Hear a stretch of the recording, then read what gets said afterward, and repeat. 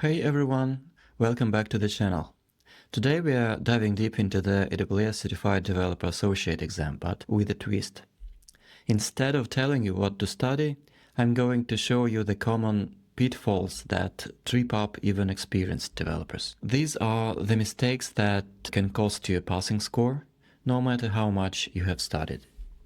By the end of this video, you'll know exactly what to watch out for, how to adjust your study approach, and the exam strategies that actually work. If you are planning to take the exam or you have failed before and want to know why, stick around.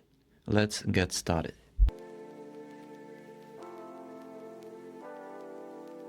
Let's start with the biggest mistake I see, the knowledge gap trap. This is where you think you know AWS services, but you only know them at a surface level. Here's what I mean. You might know that Lambda runs serverless functions, DynamoDB is NoSQL database, and API Gateway creates REST APIs. But the exam goes way deeper than that. This exam will ask you things like, what's the maximum execution time for Lambda function? It's 15 minutes, by the way. Or how do you handle DynamoDB throttling? Or which API gateway caching strategy minimizes costs for infrequently accessed endpoints? See the difference? General knowledge versus specific actionable details.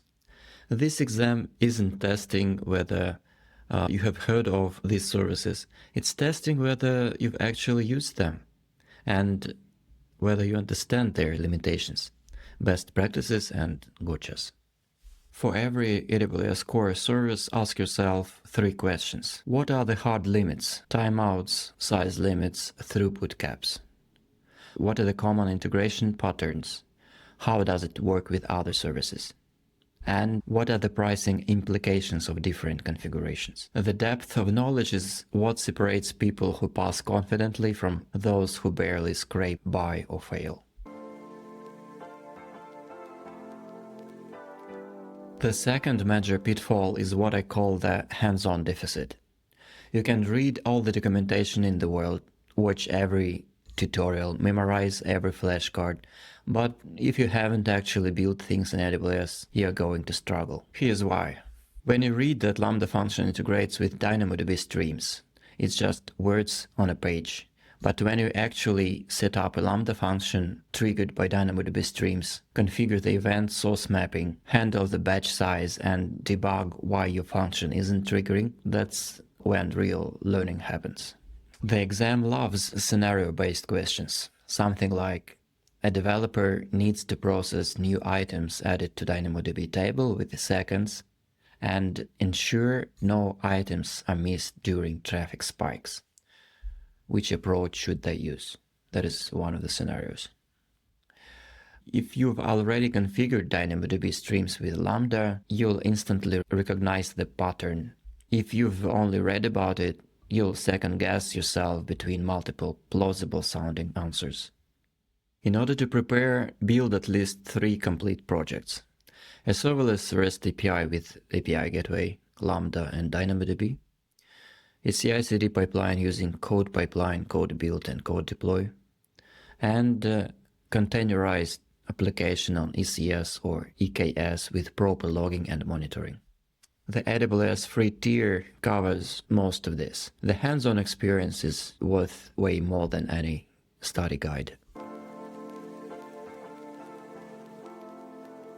Pitfall number 3. Trying to memorize your way to a passing score. I get it, memorization worked in school, but the exam is different. The AWS Developer Associate exam uses scenario-based questions. You're not going to see, what does Lambda do?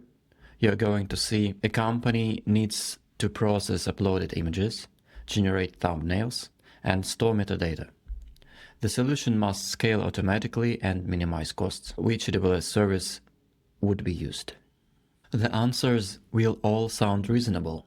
They'll mix and match with real AWS services in ways that cloud works. But only one answer is the best solution for the specific requirement. Understanding beats memorization every single time. You need to understand why you choose SQS over SNS for a specific use case. when to use CloudWatch logs versus CloudWatch metrics versus X-ray versus CloudTrail, why DynamoDB might be better than RDS for certain workload patterns, how Lambda's concurrency model affects your architecture decisions. And the fix here is, for every concept you study, you should ask yourself why and when, and why should I choose this? When would I use it over the alternative? What are the trade-offs? Which one of the 8 ways of running containers in AWS would I choose and why? Build a mental decision tree, not just a list of facts.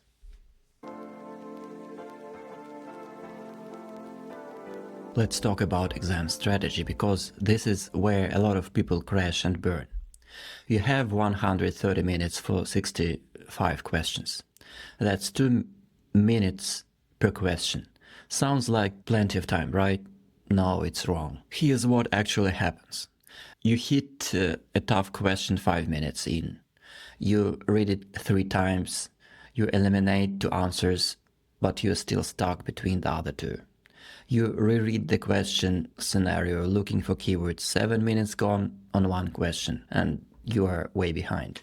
This creates a cascade effect. You start rushing. You misread questions. You miss keywords. Your anxiety builds. By question 40, you realize you're running out of time and you start randomly guessing. That's game over. The strategy here's what works. I recommend doing a few passes through the questions. First pass through the exam. Answer what you know confidently. If you are unsure or it's taking more than 2 minutes, flag it and move on, no exceptions. So pass number 1, answer confident questions. Aim for 40-45 questions, about 60 minutes. Pass 2, tackle flagged questions, that is 15-20 questions, about 45 minutes. And pass 3, final review of any remaining flags. We are talking 25 minutes plus buffer. Yeah, this approach does 2 things. First, it banks your easy points immediately. Second, it lets you return to hard questions with fresh eyes and more context from other questions you have seen. One more thing, trust the first instinct. Data shows that when people change answers during review, they are more likely to change from correct to incorrect. Only change the answer if you have a clear, specific reason. Now let's talk about preparation pitfalls, because how you prepare matters just as much as what you study.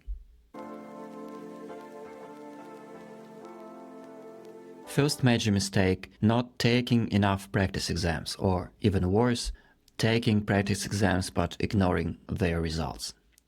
If you are consistently scoring below 80% on a highly quality practice exam, you're not ready. Don't book the real exam just yet. But there's the thing about practice exams.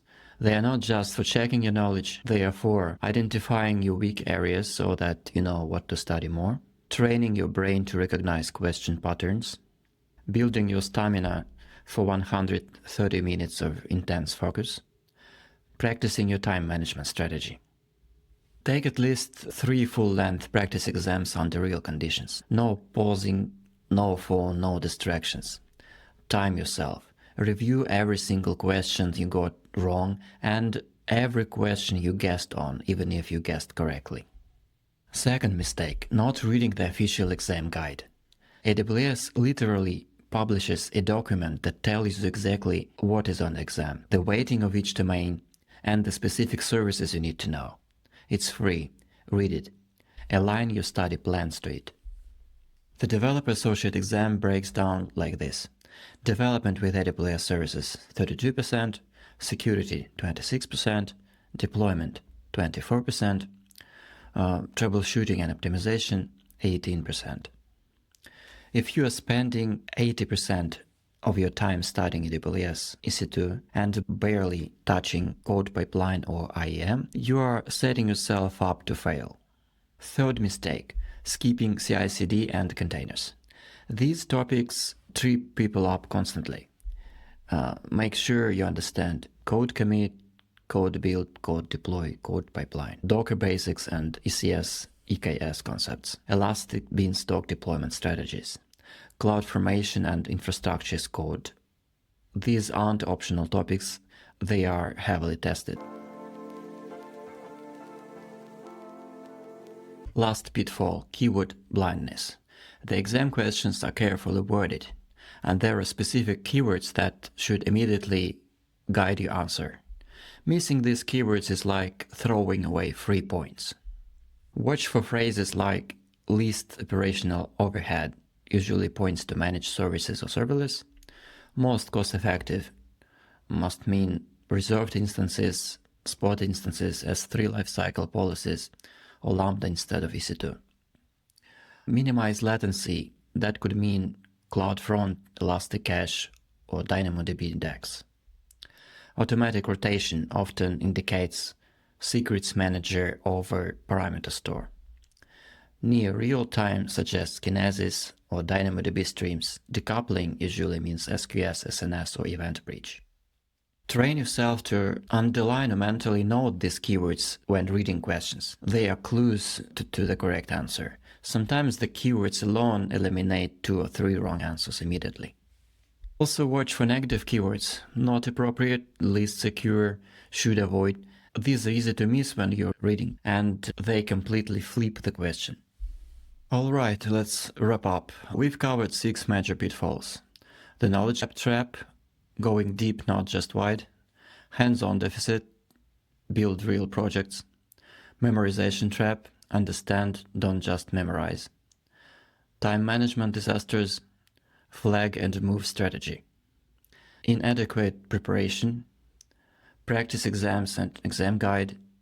Keyword blindness, recognize the clues in questions. If you avoid these pitfalls, study the right content with the right depth, get hands-on experience, and use smart exam strategies, you'll pass this exam. It's not about being the smartest person in the room, it's just about being properly prepared. If you found this helpful, hit the like button and subscribe for more AWS certification content. Drop a comment below about which certification you're working on, or if there's a specific topic you want me to cover. Good luck with your exams, and I'll see you in the next video.